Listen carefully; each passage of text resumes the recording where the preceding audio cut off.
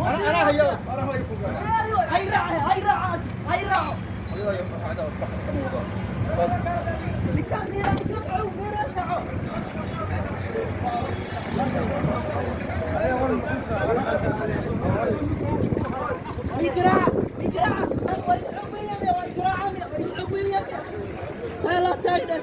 meeshaan waa magaalada muqdisho garoonka agtiisa meesha laga gala checkpointiga ninkan dhalinyarada ah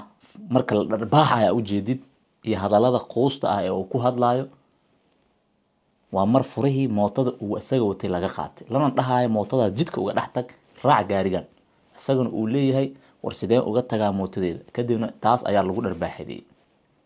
waxaa dharbaaxeynaya ninkii u dhaartay ninkan inuu ilaalinayo ninka mushaarka ku qaata liajli shacabka dartood askarta meesha taagan ee isku wada dayday ee baabuurka booliisku ku qoran yahay saarana waxa ay mushaar u qaataan shacabka dartood macnaheedu ereyga booliis waa fahmi kartaan waa ilaalinta dadka inuu u taagan yahay hase yeeshee sidan ayaa loogu tagrifalayaa dadkii masaakiinta ahaa maanta ninkan walaalka ah ee miskiinka ah ee ciil cunay ee u jeedida dhahayo maxaa ii garaacay xoog ma ii sheegane quusu taagan yahay adigoo hiilkaaga baahan yahay hiil lacag ma ah waa hiil in ninka sidaa awoodda ugu sheegtay shaarka dowladda loo soo qabto والد اللي بقى ويقرع ويسير صوته اخبر عبد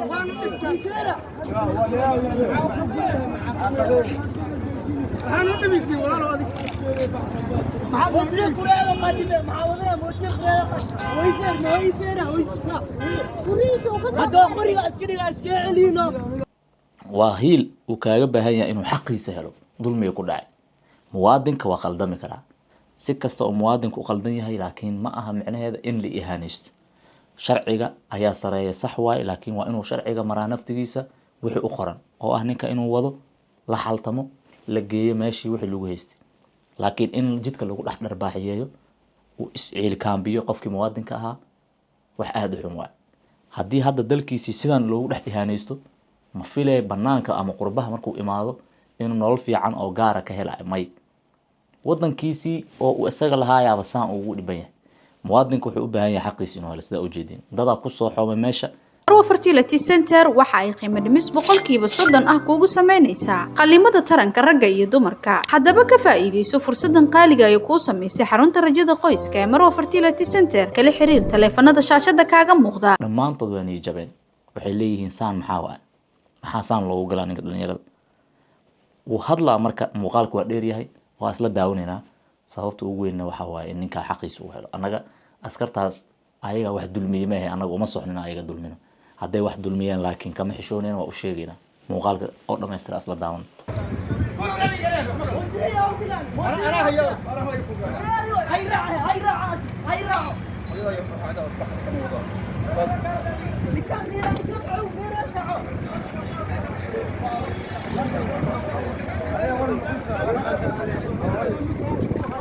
يقرع لا تايده ما تفرد وابيقرع هنا واصل عند بيلاته هدا يحق وينته هاي سود ابادمنتي waa guri ku yaala xaafada Backland oo dhismadiisu hadda ay ka socoto gurigan dhawaan ayuu dhamaan rabaa waana guri leh adeeg walba aad u baahan tahay haddii aad danaynaysid in Nairobi guri ka iibsato nagala soo xiriir telefoonka shaashada ku qoran والد اللي بقى ويقرع ويسير صوته اخبر عبد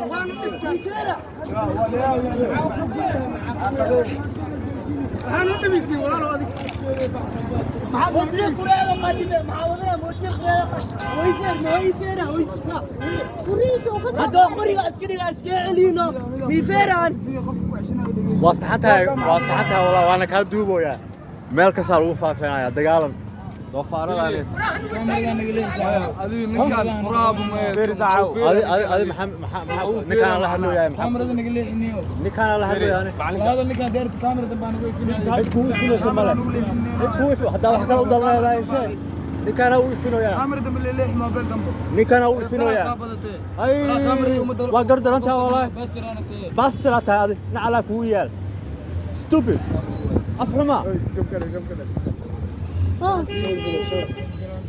حسبوا ذي أنا فري واسان وأنا في